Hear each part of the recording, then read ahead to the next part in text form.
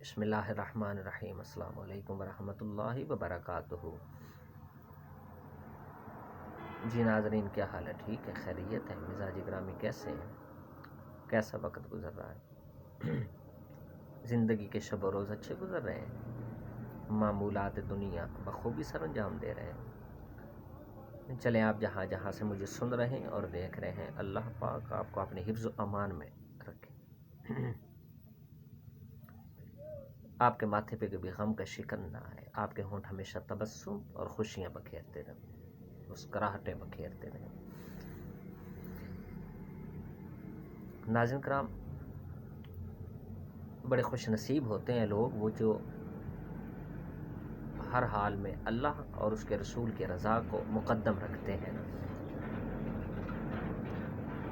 زندگی کا کوئی بھی میدان ہو، ان کی یہی کوشش ہوتی ہے کہ اللہ پاک کو ہم راضی رکھیں اور اللہ کے مخلوق پہ رحم و کرم رکھیں۔ شاید زندگی چند دن کی ہے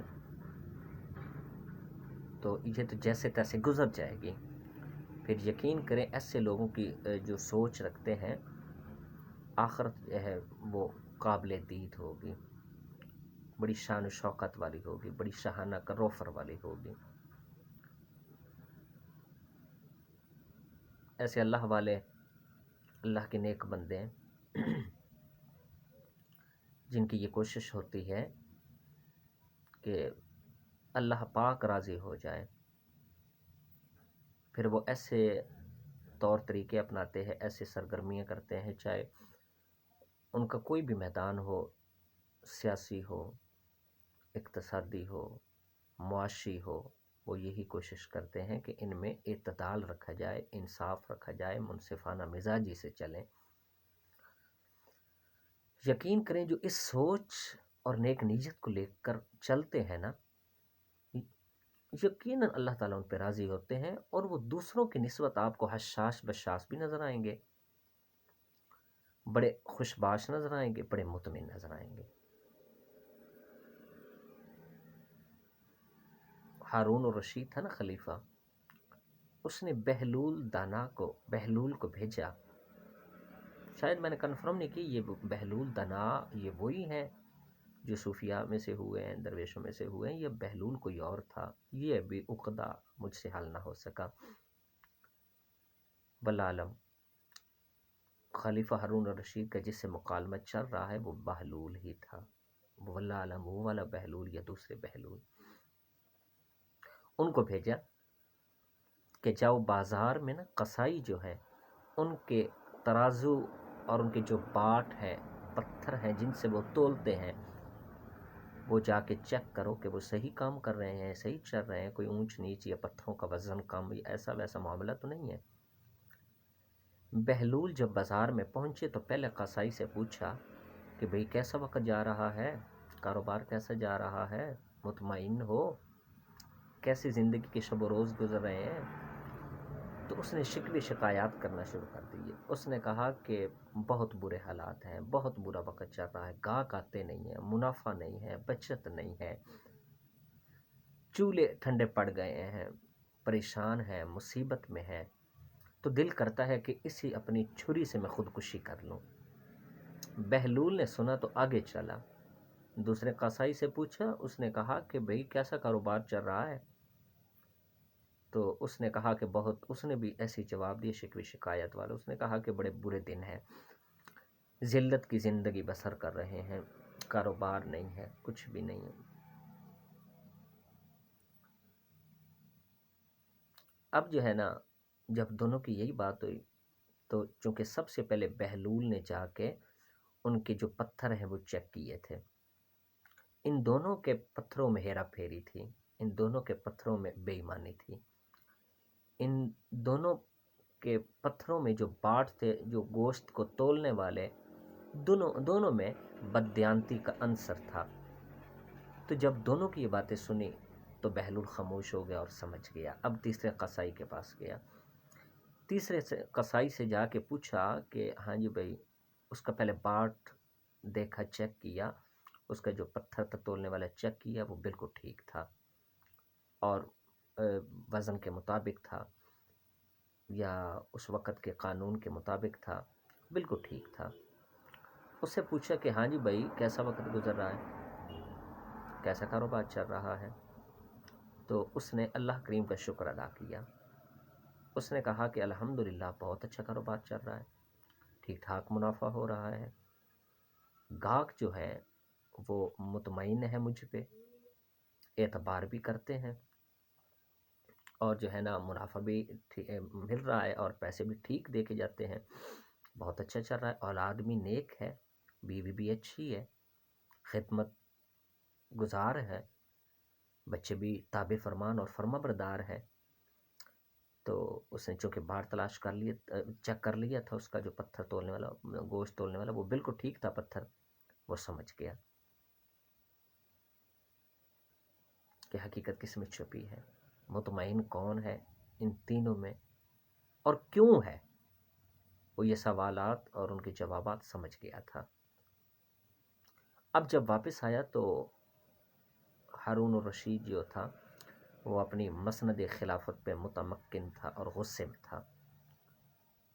بہلول سے پوچھا کہ ہاں پتہ کر رہے ہو؟ جی پتہ کر رہا ہے۔ کہا کہ ایسے بھی لوگ ملے ہیں کہ جو انصاف کے مطابق نہیں چل رہے تھے، جو بے ایمانی بددیانتی کر رہے تھے، جو پورا نہیں تول رہے تھے، ان کے پتھر گوشت تولنے والے کم تھے، وزن کے مطابق نہیں تھے، بددیانتی کر رہے تھے، بے ایمانی کر رہے تھے۔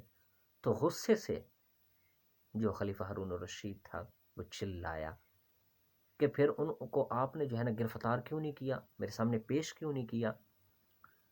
تو اس نے جواب دیا کہ بادشاہ ضرورت ہی نہیں ہے ان کو گرفتار کرنے کی، اللہ کریم نے ان کی زندگیاں پہلے ہی تنگ کر دی ہیں، جو ایسا کر رہے ہیں نا ان کی زندگیاں پہلے تنگ کر دی ہیں، ان کے اس برے فعل کی وجہ سے، کم تولنے کی وجہ سے وہ پہلے ذلیل و خوار ہو رہے ہیں، وہ پہلے ہی تباہ و برباد ہو رہے ہیں۔ تو کیا ضرورت تھی ان کو یہاں لانے کی؟ ایک مجھے اللہ والا ایسے ملا کہ جو بالکل جو ہے نا جس کا پتھر گوشت تولنے والا وزن کے مطابق تھا، ٹھیک تھا، تو جس کی زبان پہ شکوہ شکایت بھی نہیں تھا اور بڑا مطمئن تھا، بڑا خوش تھا۔ میں سمجھ گیا کہ اس کو جو اطمینان ہے، یہ جو خوش باش ہے، اس کی وجہ یہی ہے کہ یہ اللہ کے فرامین کے مطابق چل رہا ہے، اللہ کے اصولوں کے مطابق چل رہا ہے، اللہ کے حدود و قیود جو ہے ان کے مطابق یہ کاروبار کر رہا ہے۔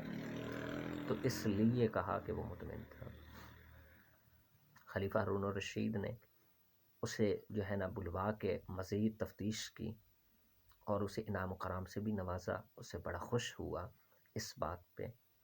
کاش ہمارے جو ارباب اختیار ہیں، جو مسند اقتدار پہ بیٹھے ہیں، وہ یوں اچھائیوں کرنے والوں کو، اچھائیاں جو کرتے ہیں، جو نیک سیرت ہے، تاجر حضرات جو اچھے ہیں، ان کو بلا کے ملکی سطح پہ، اعلیٰ سطح پہ ان کی حوصلہ افزائی کی جائے، ان کے کام کو سراہا جائے، تو کتنے مسائل حل ہو سکتے ہیں۔ ہمارے اندر کے کتنے جو گاہک اور جو ہے نا جو تاجر ہے، گاہک اور دکاندار جو ہے، وہ ایک دوسرے کسی پہ بھی مطمئن نہیں ہے، دونوں ایک دوسرے کو شک کی نظر سے دیکھتے ہیں۔ کیوں کہ پتہ ہے کہ یہ شاید یہ بھی ایسے کر رہے ہیں۔ ہمارے معاشرے میں کتنے ہیں جو ملاوٹ زدہ چیزیں فروخت کرتے ہیں۔ تو ہمارے اندر کے یہ مسائل کیسے حل ہو سکتے ہیں کہ جب بڑے جو لوگ ہیں، ارباب اقتدار ہیں، ارباب اختیار ہیں، اور جو مسند بادشاہت پہ بیٹھے ہیں، جو صاحب اقتدار ہیں، وہ اس طرح کے کاموں میں دلچسپی لیں تو استحکام پیدا ہوگا۔ استحکام پیدا ہونے سے اختلافات کم ہوں گے، احساس ذمہ داری، فرض شناسی کا جذبہ پیدا ہوگا اور غمخواری کا جذبہ پیدا ہوگا۔ یوں مسائل جب اختتام کی طرف جائیں گے تو انشاءاللہ العزیز ہمارے ملک ترقی کی راہوں پہ چل پڑے گا۔ تو بدقسمتی کہ ہمارے جو بڑے ہیں وہ کب ایسے کاموں میں، نجی معاملات میں وہ بالکل جو ہے نا نہیں لیتے، دلچسپی نہیں رکھتے۔ اگر رکھیں تو تمام مسائل حل ہو سکتے ہیں۔ اور بھی یہ بات بھی سامنے آئی کہ جو اللہ پہ یقین رکھ کے اللہ کے جو قائم کردہ حدود و قیود ان کے مطابق چلتے ہیں نا، تو پھر اللہ تعالیٰ ان کا ہاتھ پکڑ لیتا ہے، پھر ان کے اوپر اللہ تعالیٰ کی رحمت کی چھتری تن جاتی ہے، وہ اس کے سائے میں زندگی کے شب و روز گزارتے ہیں۔ آپ نے دیکھا نہیں، جو اہل مدارس ہیں یا جو علماء کرام ہیں، ان کی کتنی سیلریز ہوتی ہیں، ان کی کتنی آمدنیاں ہوتی ہیں، لیکن جب آپ ان سے ملیں تو بڑی خوشی سے، محبت سے، بڑے اطمینان والے انداز سے کہیں گے کہ جی اللہ پاک کا شکر ہے، اللہ پاک کا کرم ہے، مہربانی ہے۔ تو کبھی آپ نے ان سے چوریاں دیکھی ہوں، کبھی ڈکیتیاں دیکھی ہوں، کبھی انہوں نے کسی کا گھر چلایا، کبھی کیا انہوں نے جو ہے نا کسی کی چادر چار باٹی کا تقدس پائمال کیا ہو، شراب پی، کبھی آپ نے سنا؟ کوشش کرتے ہیں، یہ حد سے زیادہ کوشش کرتے ہیں کہ اللہ کے راستوں پہ چلا جائے اور دین کے مطابق چلا جائے، تو باقی لوگوں کی نسبت آپ کو یہ بہت زیادہ مطمئن نظر آئیں گے۔ ایسا ہی ہے نا، تو یہ حقائق ہے، ہم ان سے جتنا بھاگیں بھاگ نہیں سکتے، ہمیں تسلیم کرنا پڑے گا۔ جو تاجر حضرات اللہ کی رضا کو مقدم رکھتے ہیں اور اس طرح کے اچھے ہتھ کنڈوں سے باز آ جاتے ہیں، ملاوٹ نہیں کرتے، کم نہیں تولتے، وزن پورا کرتے ہیں، تو پھر اللہ کی ضرور ان پہ رحمت ہوتی ہے، پکی بات ہے۔ تو اللہ تعالیٰ ہمیں دیانتداری کے مطابق کاروبار کرنے کی توفیق نصیب فرمائے، اور اپنی نسلوں کے بطنوں میں، ان کے شکموں میں حلال کا لقمہ منتقل کرنے کی توفیق نصیب فرمائے۔ اللہ تعالیٰ ہم سب کا حامی نصر ہو۔ اگر یہ بات ناظرین کرام آپ کو اچھی لگی تو حوصلہ افزائی کمنٹ سیکشن میں کر سکتے ہیں، بری لگی تو معذرت، اگر کوئی بات غلط ہے تو اس کی اصلاح بھی کر سکتے ہیں، اور ساتھ ساتھ یہ بھی التماس ہے کہ میرے اس چینل کو ضرور سبسکرائب کر دیجیے گا اور لائک بھی کر دیجیے گا۔ اللہ تعالیٰ ہم سب کا حامی نصر۔ السلام علیکم۔